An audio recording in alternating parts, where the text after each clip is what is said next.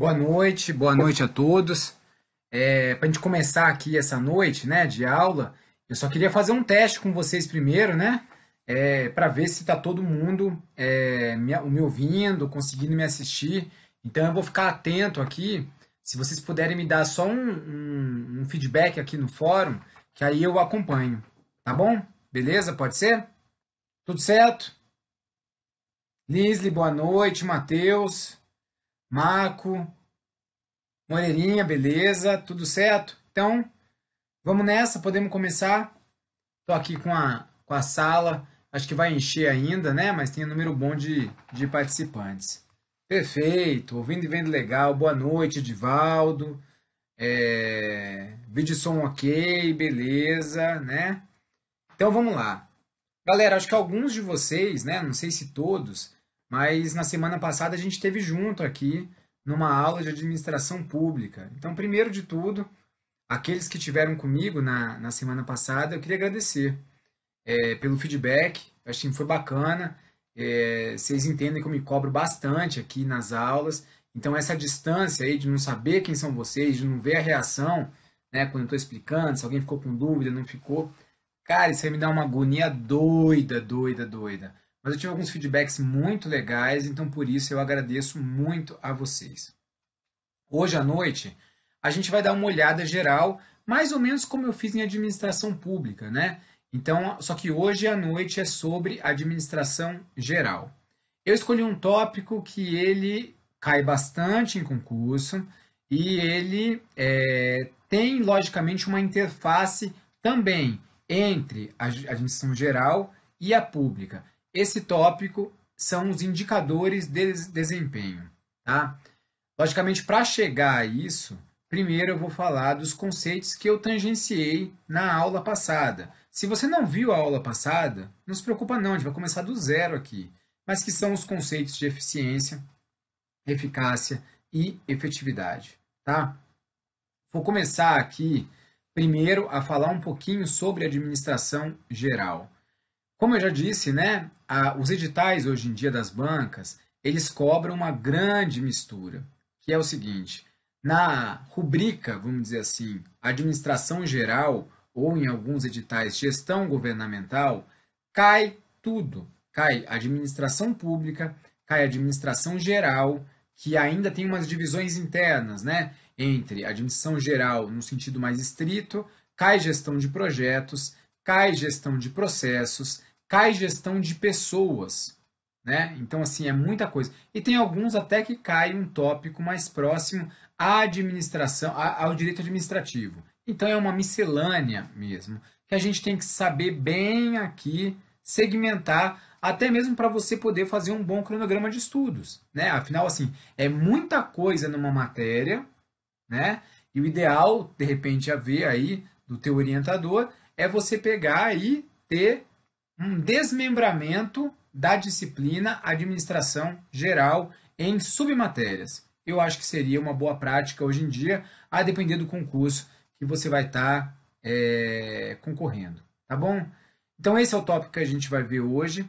E agora podemos começar a aula então, já falei muito, né? Essa aula aqui eu estou estimando realmente em 1 horinha de aula para a gente matar esse tópico indicadores de desempenho. Vamos lá, administração geral é uma agonia para muita gente. A gente fala assim, professor, pelo amor de Deus, esse negócio em cada cabeça de um autor é uma coisa diferente. Para um autor é isso, para um autor é aquilo. Como que eu faço? Planejamento estratégico tem as etapas de um, etapas de outro, e liderança, um monte de escola, processo decisório e por aí vai. O que eu posso dizer para você realmente é assim. É uma matéria subjetiva, né, que está dentro das ciências sociais aplicadas. Então, a depender do autor, ele vai ter uma visão social distinta sobre a administração. Fato, isso é fato. O que cabe a gente é saber qual que é a visão da banca, ou melhor, quais são os autores que a banca, né, cobra, qual é a fonte que a banca está usando para fazer as questões. Então, com a prática, isso vem. Processo decisório, a banca pega muito Maximiano, que é um autor famoso de administração aqui no Brasil. Gestão de pessoas, a depender do assunto, pode ir para Chiavenato, podem ir para algumas escolas específicas. Gestão estratégica pega-se muito tanto Mintzberg, que é um cara top, né, que criou o planejamento estratégico, quanto um cara chamado Djalma, né, que fez alguma coisa em termos de procedimento, o processo de criação do plano estratégico. E por aí vai. Na nossa disciplina de hoje, nosso conteúdo de hoje, a gente também tem que saber onde que a banca está pegando aí as questões de indicadores de desempenho. De qualquer forma, você tem que ter uma noção seguinte. Quando a gente fala de administração geral, a gente está falando de uma gestão dentro de uma organização, em especial de organizações do segundo setor. Tudo bem que as lógicas, né, os princípios, vamos dizer assim, e toda a sistemática de administração geral também se vale para a pública, de uma maneira bem ampla. Mas vamos dizer o seguinte, quando eu falo de administração geral, pense numa organização do setor privado, uma montadora de carro, uma empresa de consultoria e por aí vai. O que essas empresas querem? Grana.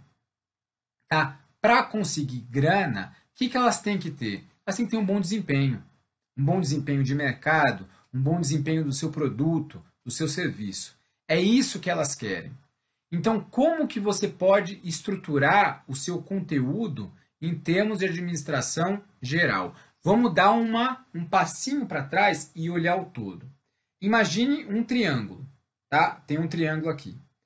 A ponta aqui, né, desse triângulo, a ponta em cima, é onde eu quero chegar em termos de uma organização privada, que é um bom desempenho.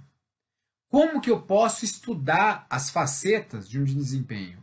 Eu posso ir subindo um vértice, aqui uma aresta, melhor dizendo, desse triângulo, e eu posso estudar desempenho através das teorias administrativas. Desde aquela, né, da administração científica, da teoria clássica, e vai indo. Aqueles princípios de Taylor, de Fayol, porque no fundo, todos querem o quê? Todas as teorias administrativas querem um bom desempenho organizacional. E como explicar isso? Para Taylor, por exemplo, o que era bom mesmo, para ter um bom desempenho da organização, eram, né, o foco nas tarefas, tempos e movimentos do funcionário. Já para Fayol, veio um pouquinho depois, mas em 1910, 9, 8 por aí, já o foco era em termos estruturais, né, em termos de gestão. E vai indo. Cada um, à sua época, escolheu uma variável para ser essa variável a mais importante para fim de desempenho. Weber escolheu o quê? Também estrutura, né? Em termos de uma divisão de trabalho, né, da burocracia. Já a teoria de relações humanas, ela escolheu o quê? Como principal variável? O homem, a pessoa, as relações sociais, a organização informal. E vai indo, até que chega mais recentemente a quê? A Michael Porter, que é um dos caras dentro da gestão estratégica que escolhe qual variável? A competitividade. Essa é a variável que ele entende, assim, uma empresa tem que ser competitiva no seu nicho de mercado e para isso ele faz o quê? As estratégias de competitividade de Michael Porter. Então, assim, tarefas, estrutura, pessoas, ambiente, né? Tecnologia e por aí vai. São as variáveis escolhidas temporalmente pelas teorias administrativas para tentar explicar um bom desempenho. Então, esse é um modo de eu estudar até chegar a desempenho. Outro modo, que é subir a outra aresta, é através do planejamento estratégico. Então, tudo que é visto em termos de planejamento estratégico, desde as ferramentas de diagnóstico, de concepção de plano de ação, de priorização e por aí vai, né? Você pode falar aí, ó, desde processo de planejamento estratégico, diagnóstico, matriz SWOT, aquelas outras técnicas, né? Diagrama de Chicago, a matriz Gucci, Seis Sigma, que mais tem hoje em dia? Aqueles negócio de 5S, Kaizen, Just in Time, todos eles, no fundo, são ferramentas para você catapultar algum modo de diagnóstico, plano de ação e, principalmente, você ter uma estratégia para chegar no seu objetivo, para chegar na sua visão de futuro, para ter um bom desempenho. Inclusive, uma coisa que as bancas adoram. Pensa uma coisa, por exemplo, que a FCC ama, que é o BSC, né?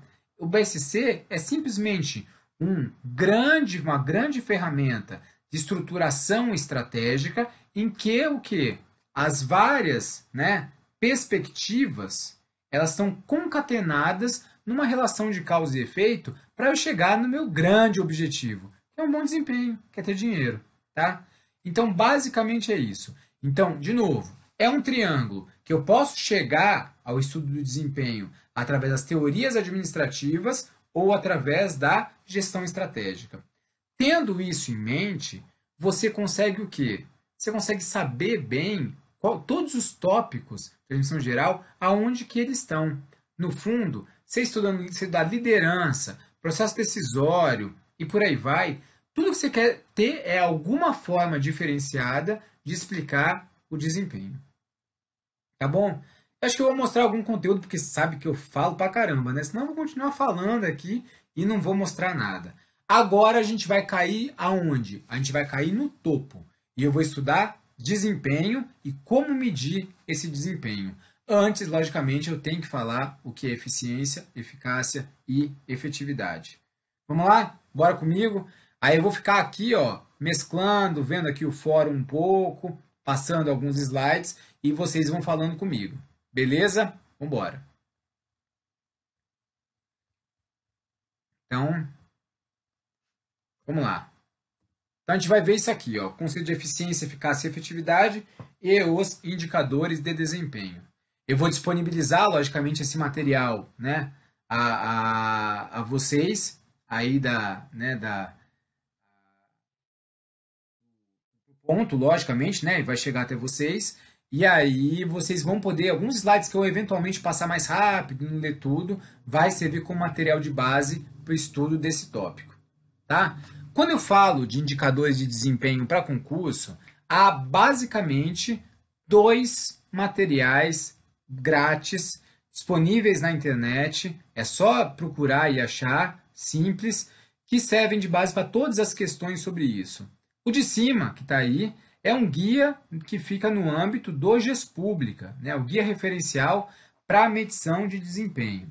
E o de baixo é uma portaria do TCU. Cai muito em concursos de tribunais de contas, tá? Que também tais técnicas de indicadores. Tudo bem que é para auditoria, mas os ensinamentos são bastante gerais, tá? Então, deixa eu falar de novo com vocês aqui. O que acontece? O primeiro que a gente está vendo aí é do GES-Pública. Os mais bem atualizados, né, e informados podem me falar: pô, professor, tá de sacanagem, eu vou estudar do GES-Pública? Pô, mas o GES-Pública ele foi revogado. Eu falo: caraca, foi revogado. Foi mesmo, tem razão. Ele foi revogado por um decreto mais atual, o 9094, que é um decreto, né, da simplificação administrativa. Esse decreto ele revogou um decreto anterior que criava o GES-Pública. E aí, eu vou estudar uma coisa que foi revogada? Não é bem por aí. O GES-Pública, o GES-Pública é um programa de qualidade da administração pública que visava seu aperfeiçoamento. Ao longo da existência do GES-Pública, foi gerado uma série aí de apostilas, né, de fontes de conhecimento que não são revogadas por si. Elas persistem e ainda hoje elas são muito, elas consubstanciam um repositório de informações em termos de qualidade e gestão de desempenho da administração pública. E por isso que, mesmo após o advento desse decreto de simplificação que revogou o GES-Pública, você continua tendo questões de concurso que cobram o GES-Pública. E eu me arrisco a dizer, vai continuar por um bom tempo. Então não pense, você não está livre de estudar o GES-Pública. Tá bom? Vamos voltar aqui. Deixa eu só ver se tem alguma coisinha aqui no fórum. Boa noite a todos. Boa noite, boa noite, boa noite, boa noite. Vamos embora, então. Tá? Então tá aqui. Primeira questão. Já começando de cara com uma questão. Entre os parâmetros norteadores da nova administração pública... Opa, deixa eu só dar uma olhada aqui se eu pus a tela mesmo. Eu acabei, tá na tela, né? Pronto, então vamos lá. Entre os parâmetros norteadores da nova administração pública, destaca-se a adoção de indicadores de desempenho e controle dos resultados. Né? A questão está correta, tá? Isso aí já pega um pezinho também na administração pública, em que eu estou falando o seguinte: o nosso paradigma de hoje é a administração gerencialista, que diz o quê? Né? Basicamente, o meu foco não está no meio do processo, na eficiência, mas sim no seu resultado. Eu quero ver se chegamos ao resultado. Então, o meu foco acaba sendo muito mais em torno de efetividade. E para saber se eu cheguei ou não, eu tenho que usar indicadores de desempenho, questão correta. E aí vamos ver então os 3 conceitos, né? Eficiência, tá? Eficiência tem a ver com o meio do processo, tá? Aqui a gente está falando dos 3 atributos. E por que eu estou tocando nisso nessa aula? Porque esses 3 atributos, eles vão, de certa forma, moldar categorias de indicadores de desempenho. Como assim, professor? Eu vou ter indicadores de eficiência, indicadores de eficácia e indicadores de efetividade, tá? Qual é o grande problema nisso daí? Um dos grandes problemas é que muitas pessoas, pode ser até autores de renome, eles confundem muito e falam, não sei o que, fulano é eficiente, e na verdade é eficaz. Tal processo foi muito eficaz, e na verdade foi efetivo. Então tem que saber essa distinção, porque cai bastante em concurso. Vamos ver uma situação bem tranquila, vou ver se eu abordo isso mediante até algum exemplo mais prático. Então, vem cá. Isso. Tá? Então, eficácia, eficiência, etc. Vamos ver a primeira coisa aqui comigo. E depois eu vou dar um exemplo para você. Eficiência tem a ver com o custo-benefício de um processo. É uma relação matemática, a gente pode dizer assim. O quanto que eu consigo de insumo, o quanto que eu consigo de resultado sobre os insumos que eu coloquei naquele processo. É realmente o benefício que eu extraio sobre todo o custo que eu investi nele, tá? O quanto que você aprendeu sobre o número total de horas de estudo que você acumulou.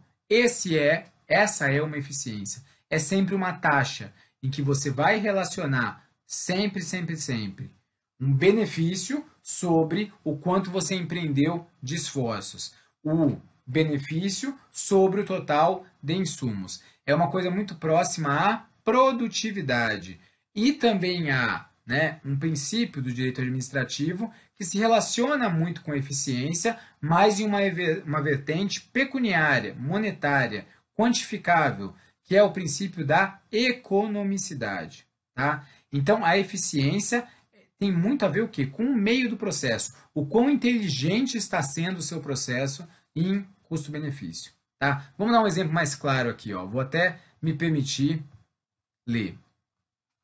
Imagine que você, um servidor da gestão da administração pública, foi incumbido da tarefa de construir 10 postos de saúde para o seu município, em 2 meses, não sendo a você conferida nenhuma especificação adicional sobre a tarefa. Se você, aqui, deixa eu até ver aqui, se você construiu esses postos de uma forma bem inteligente, se você construiu os postos, se você construiu esses postos de uma maneira bem inteligente, usando um material sustentável, não superfaturando a obra, realmente assim, teve um custo-benefício muito bacana a sua obra, cara, você foi eficiente. Já a eficácia, ela tem a ver o quê? Com o cumprimento da missão. Se você, no seu caso, você estudou e passou no seu concurso, cara, você foi eficaz. Se os postos de saúde eles foram construídos no prazo, foi eficaz. É cumprir a missão. Ponto final. Ponto final. Você pode ter sido, ao longo do processo, eficiente ou não. Você pode ter estudado, cara, 60 horas por dia. Aquela coisa louca, Assim, até a morte. Foi eficiente? Talvez não. O custo-benefício em ter muito custo lá. Não foi aquele estudo lá, né? Só no bizuzinho, não. Não, foi tudo. Então, foi eficiente? Talvez não. Mas você passou, então você foi eficaz. Ao passo que a eficiência foca no processo, a eficácia é cumprir a missão. E aí a gente tem a efetividade. A efetividade é o quê? Uma vez que você cumpriu a missão, será que esse objetivo que você conquistou, ele vai ter o impacto desejado? Um exemplo que eu até conversei com você, se você tivesse, né, na semana passada. Você estudou e passou num concurso que você fez a prova. Tá? Você foi eficaz? Foi. Mas esse concurso ganha pouco. Ele não vai resolver a sua vida. Então ele criou todo o efeito que você espera de um cargo público? Talvez não. Talvez não. Então você pode ter sido eficaz, mas às vezes não teve a efetividade que você desejava. Vamos ver o exemplo, então agora eu volto, eu tive que fazer esse corte, porque o slide está falando de eficácia um pouquinho antes. Agora vamos ver então os três conceitos num exemplo mais prático. Vejamos. Então aqui. Eficácia. Agora sim, né? Você é um servidor que foi incumbido a tarefa de construir 10 postos de saúde para o seu município em 2 meses. Se você construir os postos nesse prazo, você foi eficaz. Mesmo se superfaturou a obra, essas construções não forem sustentáveis, tanto faz. Se você construiu no prazo, você cumpriu a missão, você foi eficaz. Eficiência, tá? Trabalhando ainda nesse cenário, se você fez um negócio inteligente, se a obra não foi superfaturada, se os métodos de trabalho tiverem sido racionais, né? Aí você foi eficiente. E por fim, a efetividade. Por quê? O que você queria com os postos de saúde era diminuir, por exemplo, a mortalidade infantil. Se você foi eficaz e construiu os postos de saúde, e aí sim eles vierem a impactar a diminuição da taxa de mortalidade, né, da população beneficiária, aí sim você foi efetivo. Mas se você construiu os postos de saúde numa localidade assim inadequada, em que a população carente não frequenta, você foi eficaz, mas o efeito também não foi o desejado. Beleza? Tá? Então aqui tem algumas coisas de fazer certo, fazer errado, né? Por exemplo, aqui, ó, se eu fazer certo é o modo de fazer. Isso tem a ver o quê? Com eficiência, tá? Então assim, ó, fazer certo as coisas certas, eu fui eficaz. Isso aí é um joguinho, né, que tem de palavra que a Venato traz muito, né?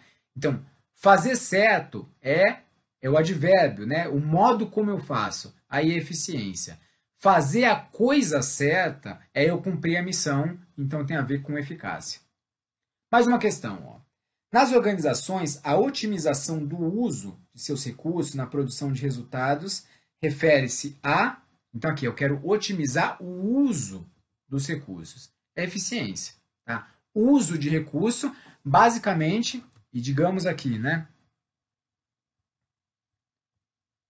O que é eficiência? É o quanto que você extrai de suco de uma laranja.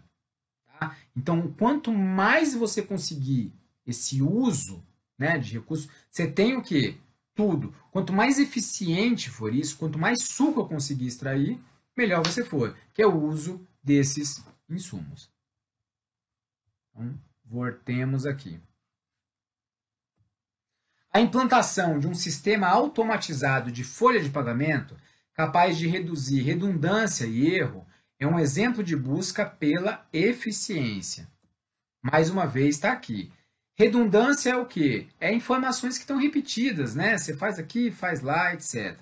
Eu reduzir redundância e erros no meio do meu processo de trabalho tem a ver o quê? Com o modo de execução justamente desse processo. Se eu otimizo isso, logicamente eu estou primando por ser mais eficiente. Questão correta. A redução do número de funcionários e a terceirização de diversas funções é uma ação que promove o aumento da efetividade em um departamento. Olha só, eu estou falando de efetividade, o efeito desejado. Não necessariamente, né, uma medida dessa vai ter um efeito melhor no meu resultado, né, entregue. Às vezes pode ser o quê? Que eu terceirize uma atividade e, inclusive, o efeito almejado, né, seja negativo, tá? Não tem relação, não tem mesmo. Mas aqui cabe uma reflexão até em tom de desabafo, né? Você pega, por exemplo, né, eu trabalho na Câmara dos Deputados. Não sei se eu me apresentei, desculpa, né? Não ter me apresentado para você antes, se alguém não me conhece, meu nome é Renato. Que horror, que gafe, né? Aqui de 7h30 já. Eu sou diretor de compras da Câmara dos Deputados, Câmara Federal aqui em Brasília. E, logicamente, lá, como toda administração pública, a gente está sofrendo muito com a falta de pessoal. Só que eu imagino assim para a sociedade, né? O que acontece? A Câmara não parou. Os processos estão sendo entregues, né? Assim, as coisas não pararam lá. Só que a gente perdeu muito servidor. E aí você tem uma coisa que a gente tem que tomar cuidado, né? O jeito até que a gente fala. Por quê? Se eu pego assim para a sociedade, falo assim, ó, eu estou entregando, entre aspas, a mesma coisa, com menos gente, o que acontece? Eu fiquei mais eficiente, né? O custo para eu entregar a mesma coisa diminuiu. Então, teoricamente, o que acontece? A Câmara, com uma deficiência absurda de pessoal, ela é muito mais eficiente do que uma Câmara de 4 anos atrás. É uma coisa para a gente tomar cuidado, porque se for nesse discurso, acaba que cada vez mais vai rarefazer concurso público. E não é realmente um objetivo bom para o Estado mesmo. Tá? Vamos lá. Deixa eu ver se tem alguma. Deixa eu ver aqui, ó. Gastando muito ou não, conseguindo resultado, foi eficaz? Foi sim. Foi sim. Ah, já tinha respondido. Foi sim, viu, Fábio? Tá? Então vamos lá. Telinha, telinha. A teoria da burocracia, proposta por Max Weber, sustentada pelo tripé racionalidade, impessoalidade e profissionalismo, tem como principais objetivos a eficiência, a eficácia e a efetividade dos processos organizacionais.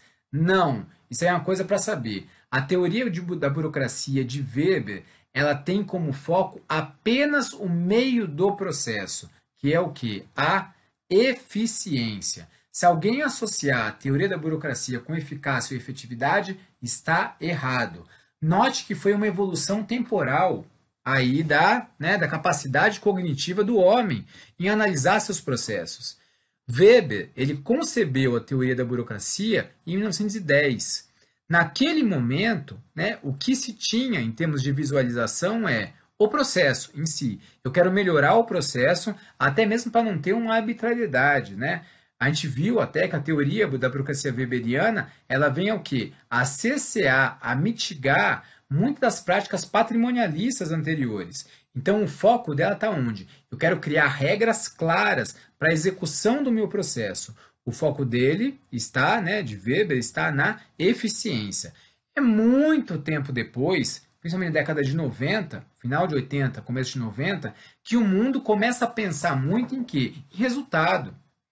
Então, se Max Weber pensou em eficiência, é só na gestão pública na década de 90 e na administração geral já na década de 50, 50 e pouco, com um cara chamado Peter Drucker, que começa a se pensar em administração por resultados ou administração por objetivos. De todo modo, a questão está errada.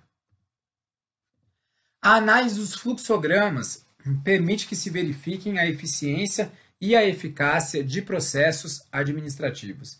Questão já um pouquinho antiga, né? E aí tem muito erro nisso aí. Mas aqui tem uma imagem que deixa muito claro para você. A questão foi dada como correta por isso. Esse aqui é um fluxograma, tá? É uma representação gráfica de um processo. Se eu pegar um fluxograma e analisar o meio dele, eu vou estar vendo o quê? Eficiência. O meio do processo. Se eu visualizar e analisar se esse meio chegou a um fim, aí eu vou estar vendo a eficácia, se atingiu esse fim. Então, de fato, eu consigo ver essas duas categorias de indicadores. Tudo bem? Então, aqui, deixe-me voltar a você. Tá? Então, assim, já vimos agora, nesse começo, espero que tenha ficado bastante aí sólido contigo, esse conceito de eficiência, eficácia e efetividade, que muita gente erra isso em concurso até hoje. E acontece o seguinte, errar uma questão dessa, às vezes é difícil você correr atrás, porque se uma vez que você aprendeu esse conteúdo, você nunca mais erra. E aí você acaba saindo atrás numa competição com outros candidatos. Então aprenda, treine e não erre mais. E agora a gente vai entrar no próximo tópico da aula de hoje, que são os indicadores de desempenho organizacional. Vamos lá. Tá aqui, né? Desempenho são esforços que eu empreendo na direção de objetivos serem alcançados. E por aí vai. Não vou entrar muito nisso. Na verdade, assim, quando você fala de desempenho, você pode falar de desempenho do indivíduo, por exemplo. Ou você pode falar do desempenho da organização em si.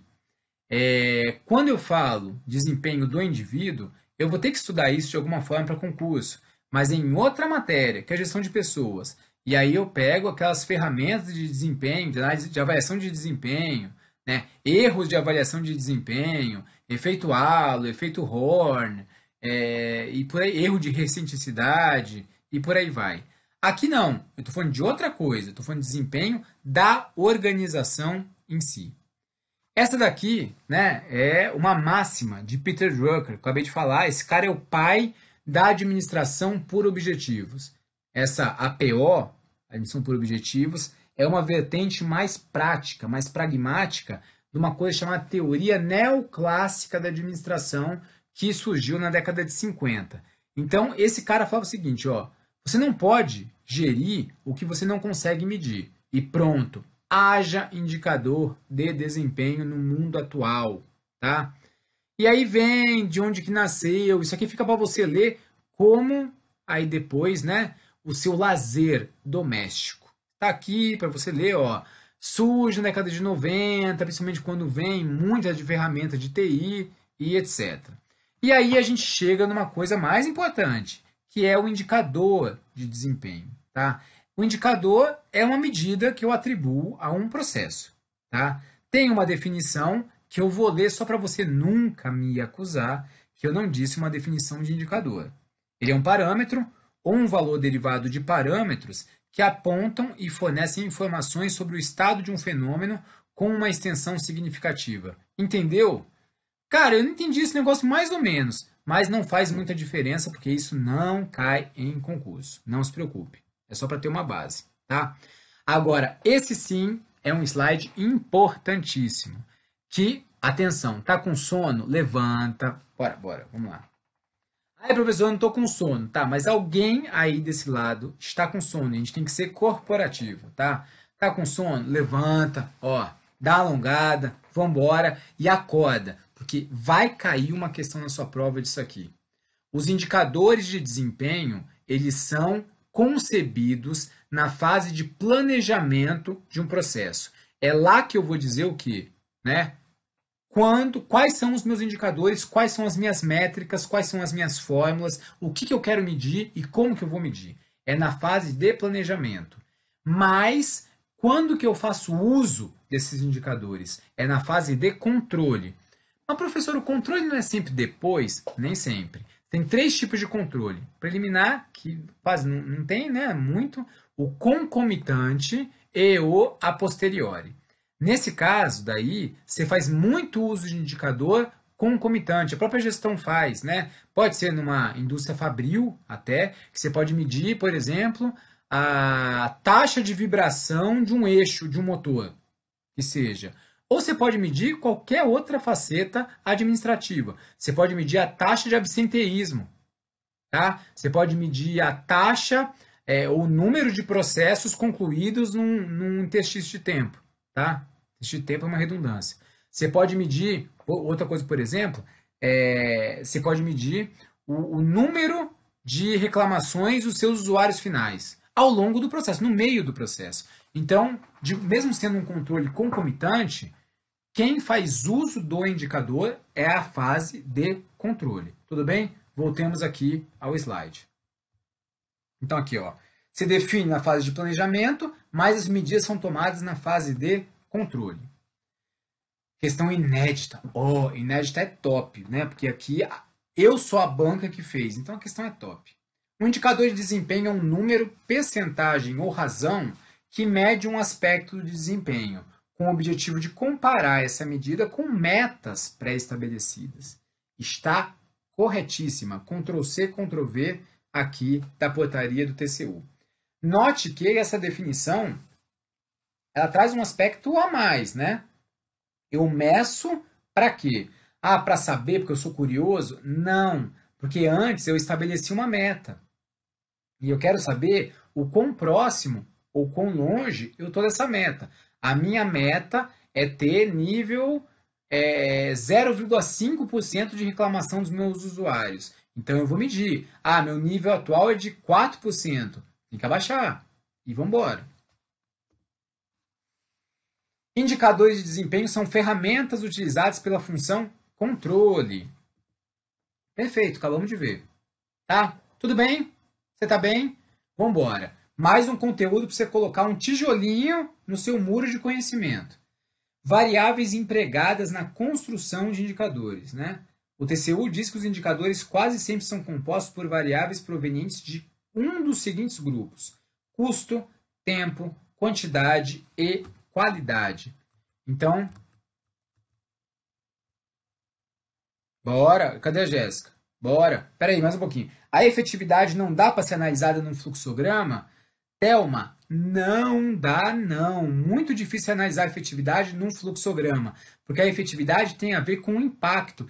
E, cara, o impacto pode ser extremamente subjetivo. A gente vai chegar mais para frente na aula e posso dizer o seguinte: como que eu meço a efetividade, por exemplo, do ensino público no Brasil? E aí eu vou dizer o seguinte, ó, vai ter o fluxograma que vai ter... O que é efetividade nisso? É o nível de alunos que são aprovados. Como medir a efetividade? Logicamente, você pode fazer uma simplificação da realidade em que um fluxograma teu vai compor isso, mas quase sempre vai ser extremamente frágil, tá? Vamos lá. Então, cadê eu? Estou aqui, tá? Custo, tempo, qualidade e quantidade. Um indicador, por exemplo, de estudo. Muda a nossa realidade. Horas estudadas. 3 horas, 4 horas, 5 horas. Tá? É tempo? É tempo. Tá? Se eu pego e, por exemplo, assim, ó, eu quero medir estudo também. Custo do meu estudo. É a grana. É custo mesmo. A grana que você paga para comprar material, né? Para tudo. É, custo do seu homem-hora de estar aqui parado, né? E aprendendo no computador. É custo. Tá? Você pode medir também um processo pela qualidade. Em geral, a qualidade é pela satisfação dos usuários. O cara põe numa escala de 1 a 5 o quão satisfeito está com o seu produto. Qualidade. Tá? Então, quase sempre é custo, tempo, qualidade, quantidade, alguma coisa vai estar nisso. Tudo bem? Então, vamos embora.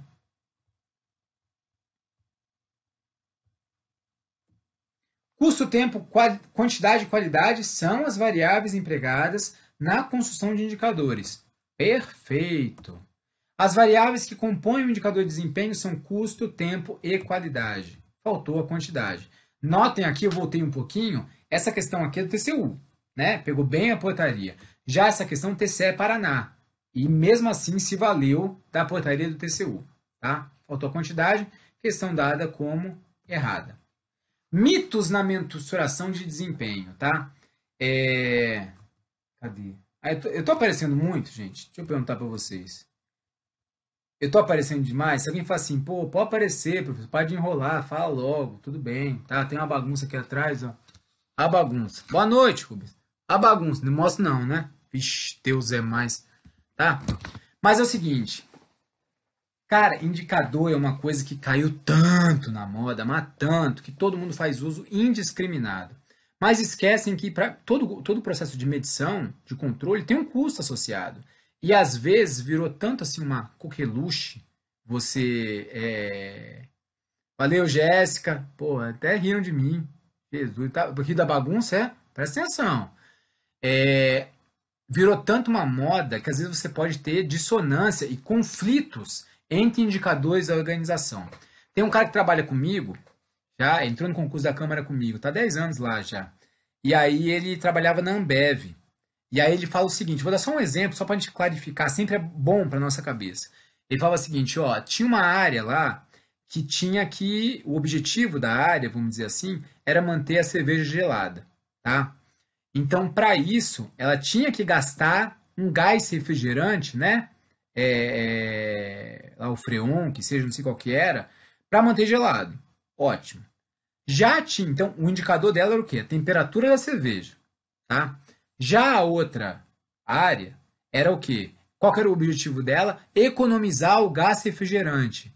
Então é o seguinte, essa daqui tinha que manter gelado, gastava o gás, mas essa tinha que economizar o gás. Então as áreas entravam em conflito, tá? Então você acaba tendo vários mitos, né? Aí que cesseiam e que, né, estão ao redor dos indicadores de desempenho. Um deles é, eu tenho que medir tudo. E vai. Vamos ver os principais mitos aqui? Deixa eu ver, alguém agradeceu. Eu gosto quando agradece. A aula anterior foi de grande valia para mim. Pô, espero que essa também seja, tá? Vambora. Cadê? Fui. Então vamos lá. Primeiro, eu tenho que medir tudo. Pô, quem mede tudo, cara, vai acabar, né? É assim, doido de tanto medir. Você tem que selecionar o que é relevante para você medir. Beleza. 2. Para medir o que importa, preciso gerar todas as informações, coletar dado de tudo, né? É muito parecido com o primeiro. Quem quiser gerar toda a informação vai acabar afogado no mar de geração, tá? Que é a mesma coisa do 3. No fundo, esses três são muito próximos, né? Primeiro eu meço, depois eu quero ver o que eu faço com as medidas. Como eu falei, né? Você tem que ver que o processo de medição ele é custoso. Então não pode ser uma moda, quero medir tudo, depois eu faço. Não. A informação gerada tem que ser informação gerencial. O que é isso? Que de fato ela agrega valor ao tomador de decisão. Tá? Mais um. Eu tenho que ter um sistema de TI perfeito. Cara, primeiro eu tenho que me saber se eu tenho um bom modelo de mensuração. E depois, às vezes, eu posso ter um sistema de TI, mas às vezes ele nem vai ser necessário. Tudo isso é mais ou menos senso comum. O importante para a prova, em especial, é o 5. Os indicadores de desempenho permitem a mensuração direta dos resultados. Nem sempre, tá? E aí vai até a pergunta que fizeram no fórum. Muitas vezes eu não consigo medir diretamente a efetividade de um fenômeno. E aí é feita a aproximação. Eu vou pedir para você um pouco de atenção agora para a gente resolver essa próxima questão aqui, ó, que fala justamente sobre isso. O uso de indicadores de desempenho permite realizar a mensuração direta dos resultados e gerir o desempenho, o que contribui para a melhoria contínua, tal. Errado. Vamos ver o que o Tribunal de Contas da União fala sobre isso. Um excerto de lá. Adicionalmente, nem sempre os indicadores de desempenho representam medição direta do desempenho, mesmo que de um único de seus aspectos. Aqui traz o exemplo, né, que eu até comentei. Um exemplo de medição direta de eficácia do ensino fundamental seria número de alunos matriculados no ensino fundamental. Tá? O quanto que eu consigo cumprir a missão de atrair essa galera para estudar. No entanto, eu também posso usar o indicador para concluir sobre aspectos mais amplos e sempre subjetivos do desempenho, como a efetividade. E aí é o seguinte, será que índice de repetência é um fator a ser considerado na formação da opinião sobre efetividade? Tá? Então, na verdade, não é. Deixe-me aqui. Veja, se eu coloco assim, ó, zero repetência. Então eu fui muito efetivo, né? Porque todo mundo aprendeu. Mas, cara, o pessoal pode estar naquela promoção automática. Ninguém repete, ninguém aprende nada. E aí é aprovado de ano. Foi efetivo o meu ensino? Não foi. Mas se eu tiver como pressuposto claro, assim, ó, meu pressuposto é que, uma vez aprovado, mesmo que ele não saiba muito, mas agregou valor. Aí pode ser, mas tem que estar muito claro o pressuposto. Talvez, né, o índice de repetência ou de aprovação, ele não seja um indicador que consiga, de fato, agregar e secundar toda a efetividade. Tá? A mesma coisa. Você pode ter aquelas provas que tem, né, para analisar aí o ensino, né? Hoje tem um monte de provas aí em nível federal. E aí pode ser um dia que os alunos da escola, não, esse negócio aí entra num motim e estão de sacanagem na prova. E aí? Vai medir a efetividade de fato? Não. Foi um comportamento social daquele momento que complicou a medida. Então, medir a efetividade quase sempre você não consegue medir com indicador direto. tá? Mas você tem que fazer aproximações. Então, em síntese, caiu uma questão em prova. Indicadores sempre permitem a medição direta do fenômeno errado, tá? Simples assim. Bora, bora, bora. Indicadores não são medidas diretas da qualidade, mas podem servir como sinalizadores para pontuar problemas específicos que requeiram revisão mais intensiva. Ó que bacana! Ó como o CESP aqui no caso, né? Ele otimizou a sua redação.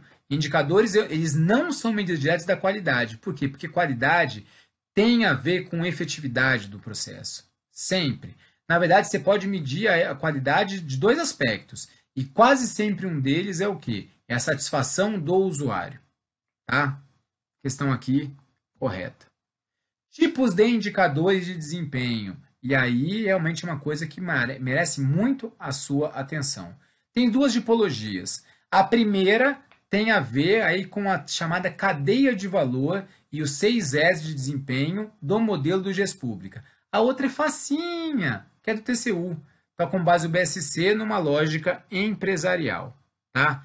Vou até passar pronto. Esse é um slide para você ter no seu sangue. Tem que estar, ó, transfusão. Tá vendo esse negócio no meio? Uma coisinha aqui mais, né, aí, sei lá, salmão. Não sou bom em cor, não. Esse negócio do meio aqui, ó, insumo, tal, tal, tal. Isso é um processo. O processo, ele parte de um insumo, tem uma série de atividades dentro dele, né, associada por cultura, poder, que vai ter uma agregação de valor, uma transformação do insumo em produto. E aí, com base nesse produto, eu espero que tenha o meu impacto desejado. Essa é a cadeia de valor.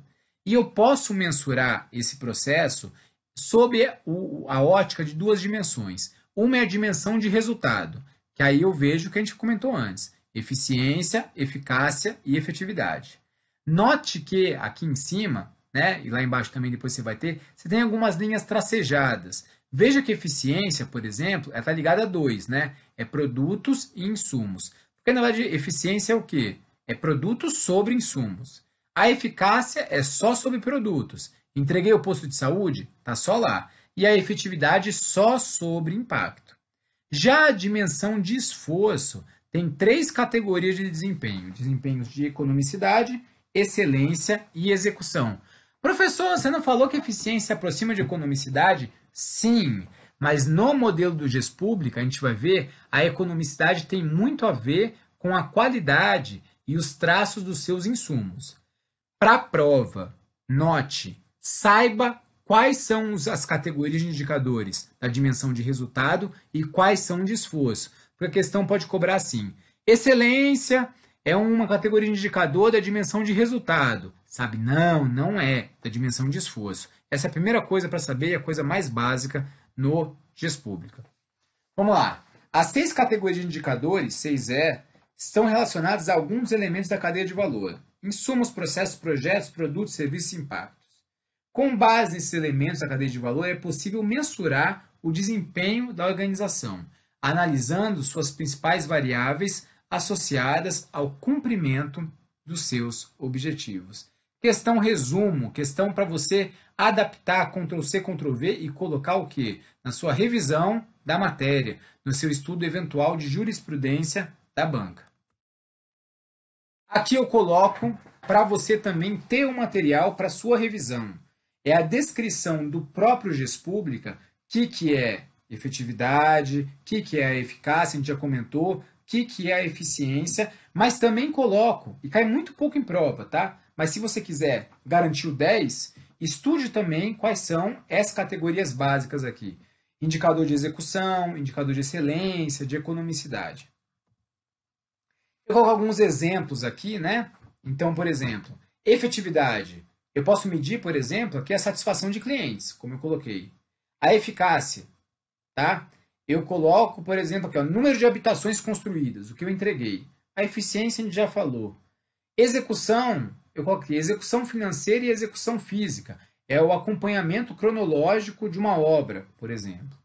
Excelência. Será que o que eu estou entregando está conforme, está em conformidade com relações, né, com relação a padrões de excelência gerencial? Eu não vou me ater muito nisso, Caso você opte por adentrar muito nas dimensões de desempenho, e olha, quase nunca vai cair dentro, muito dentro disso. O que eu faria se fosse você? Eu estudaria, principalmente assim, tentaria memorizar, de certa forma, aquele slide que dá a cadeia de valor do GES Pública, saber quais, né, categorias aí de indicador se relacionam à dimensão de resultado e quais a de esforço, e aí fazer muita questão. E aí, com base nas questões, você rechear esse conteúdo. Pronto. E aí a gente tem o quê? A tipologia 2, que é muito mais simples, né? Você tem indicadores de tendência e indicadores de resultado. Deixa eu aparecer. Olá! É simples pra caramba. Indicador, tem um processo. Deixa eu ver como fica melhor para você. Cheguei no final. Indicadores de resultado medem o final. Qualquer aspecto que seja, medir o final é de resultado. Indicadores de tendência vão medir o quê? Será que o que eu estou fazendo está favorecendo ao chegar no resultado que eu quero ou não? Um indicador de resultado assim fortíssimo, de tendência, desculpa, fortíssimo, vê a sua situação, tá? Qual que é o resultado que você quer? É a aprovação. Qual que seria um indicador de tendência? Quanto mais você estudar, isso aí vai tender a você ter uma aprovação. Tá? Quanto mais você se dedicar, a mesma coisa. Então, se eu medir as suas horas líquidas de estudo, esse é um indicador de tendência. Capacitação quase sempre vai ser um indicador de tendência. Beleza? Vamos lá. O modelo do GES Pública pressupõe 6 categorias básicas de indicadores de desempenho: eficiência, eficácia, efetividade, economicidade, excelência e execução. Essas categorias são divididas em 2 dimensões: resultado e esforço. Tá? Modelinho do GES Pública, da cadeia de valor na sua cabeça, questão correta. Segundo o GES Pública, avaliar os resultados da gestão se refere ao monitoramento e avaliação de indicadores atinentes à economicidade, execução e excelência. Veja, questão recente aqui, você tem que saber o seguinte: será que economicidade, execução e excelência estão na égide de resultados ou de esforço? Olha aqui a figura. Eles estão na dimensão de esforço, a roxinha lá embaixo. Por isso que a questão está errada.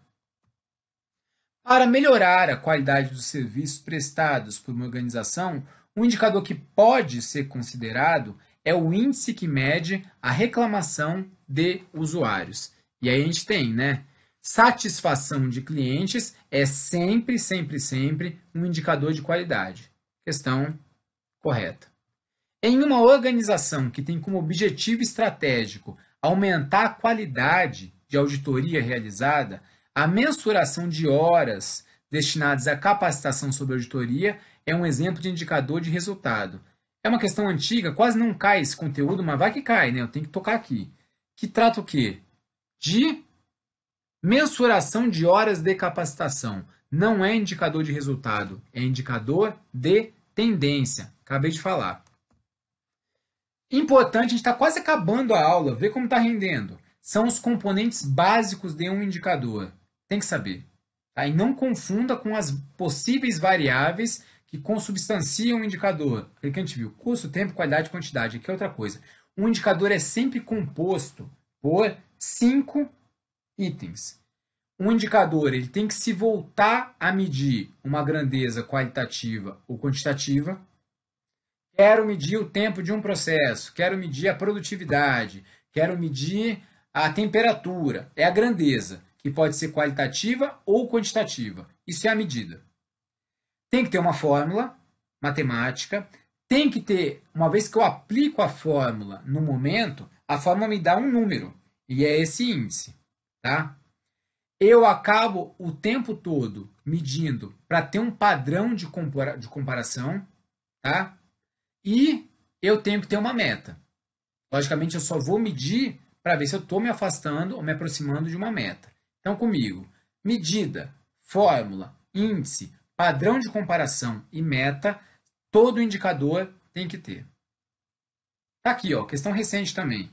Os componentes básicos do indicador de desempenho incluem a medida, grandeza puramente qualitativa. Voltemos. A grandeza é quali ou quanti, que permite classificar as características, resultados, tal. E a fórmula, um padrão matemático que expressa a forma de realização do cálculo. Tá? Em especial aqui, a medida pode ser quali ou quanti, tá? E aí a assertiva está errada. Logicamente, estão faltando vários outros componentes do indicador. De acordo com o guia, esse guia aqui é o guia do GES Pública, né? Indicadores de desempenho devem ser especificados por meio de métricas estatísticas, comumente formadas por porcentagem, média, tal. Vixe Maria. Isso posto, a grandeza qualitativa ou quantitativa, que permite classificar a característica, tal, como que chama isso?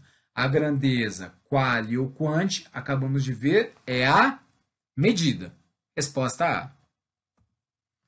Mas o minha, para a gente fechar as questões, é o padrão de comparação, índice aceitável para avaliar comparativamente padrões de cumprimento, é um componente básico do indicador. Acabamos de ver que, de fato, é. Tudo bem?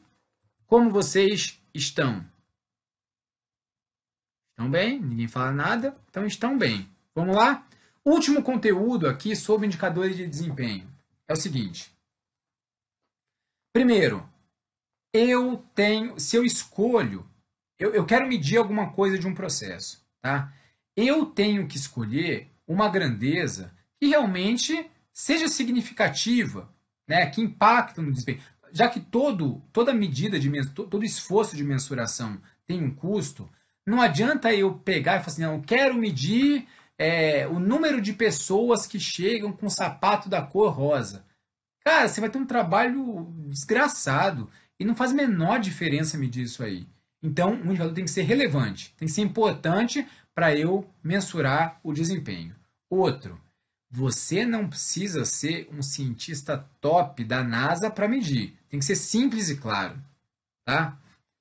Tem que ser objetivo. Uma vez que me dão um número, eu tenho que entender objetivamente o que ele é. Mas, ao mesmo tempo, você me dá um número, isso não quer dizer que eu não posso ter uma interpretação subjetiva. Tá? Agora, como está? Corrida presidencial. Não sei quem está com 20 e tantos por cento, não sei quem, não sei quem. Eu tenho que entender isso. Agora, as inferências que eu vou ter nesse número, a partir dele, são as mais variáveis, são subjetivas. Outra coisa é a perenidade. A gente tem problemas clássicos aqui no Brasil com isso. Um indicador ele tem que ser medido da mesma forma ao longo do tempo. Tá? E a gente teve alguns problemas aqui clássicos no Brasil. Você vai medir, por exemplo, o PIB, ou a dívida pública do Brasil. Você mede, aí de repente você muda a fórmula. E de um ano para outro, o PIB salta, o PIB cai, a dívida pública muda. Aí você fala, cara, o que aconteceu? Nada, medir diferente. Confunde todo mundo. Ele tem que ser perene, porque senão quebra a série histórica. Você acabar fazendo uma comparação entre bananas e laranjas e maçãs. Não faz sentido. Tá? Até aí está tranquilo, né? Tem dois aqui que, em geral, a galera se confunde um pouco. Então, aqui, ó. Validade.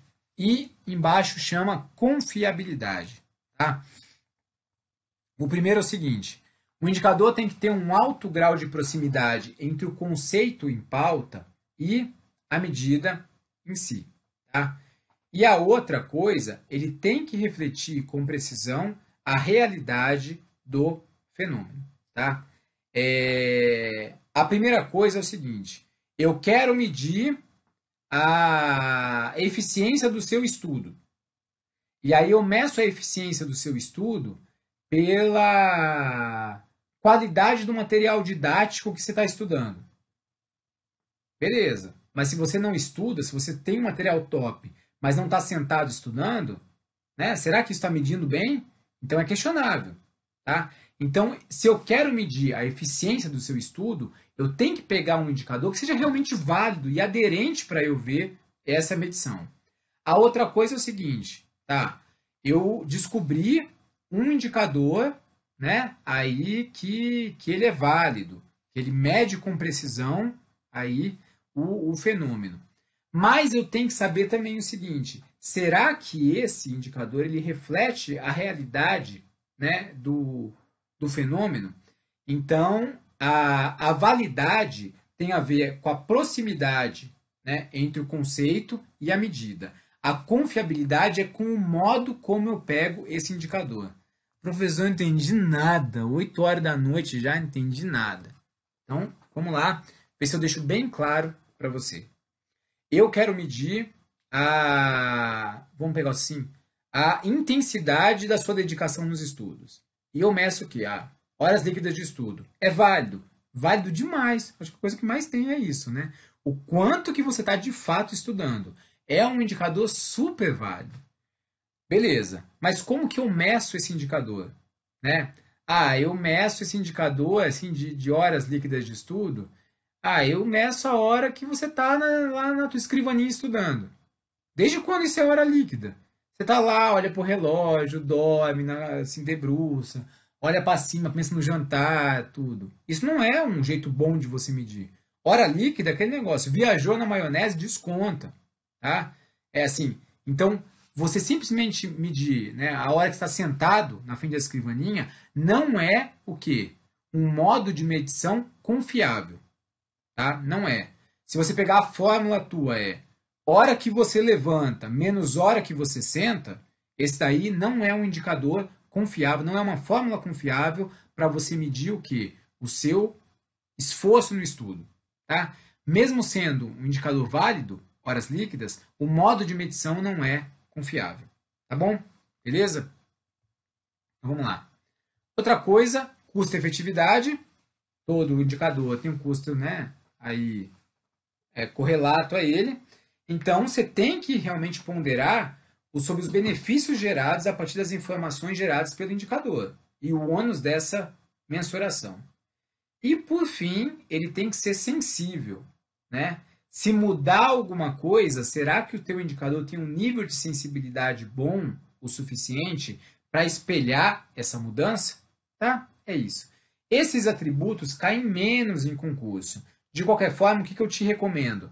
Faça questões adicionais sobre isso.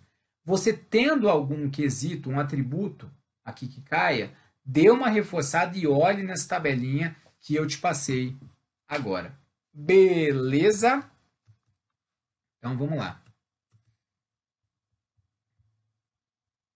Deixa eu ver aqui. Muito boa aula, gostei. Deixa eu pegar aqui um feedback final.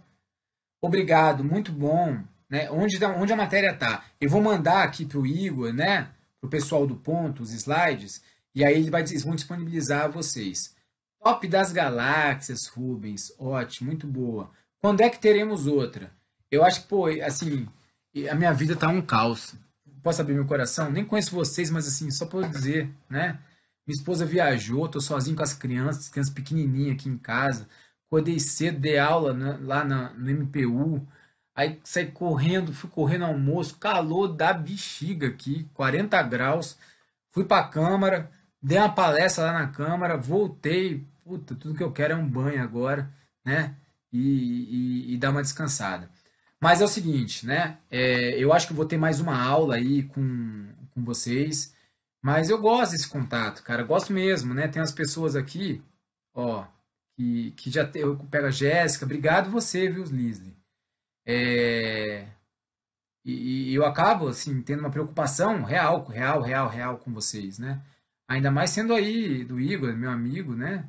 Então a gente tenta o máximo passar para vocês. Esse conteúdo que eu passei na brincadeira, eu brinco às vezes com vocês, mas na moral, é um conteúdo que uma galera erra e tem uma dificuldade absurda. Então você pensa, para eu juntar esses slides e pegar um material assim bacana, não é uma coisa fácil, mas é meu dever passar para vocês a coisa mais simples possível. Então, recomendo, reveja esse material, refaça as questões, você vai ver, o teu índice de acerto em questões dessa matéria vai saltar muito, a não ser que você já soubesse quase tudo. Tá bom? Beleza? Cecília, Lisli, Fábio, Deus abençoe você também, viu, Fábio? Muito obrigado.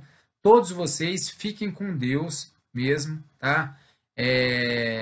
Não vou falar bom descanso, porque 8 horas, às vezes, dá para você estudar um pouquinho mais ainda. Mas a todos vocês, de fato, não é caô, não. Tamo junto. Torço muito por vocês, tá? Beleza? Fiquem com Deus agora. Fui. Abraço.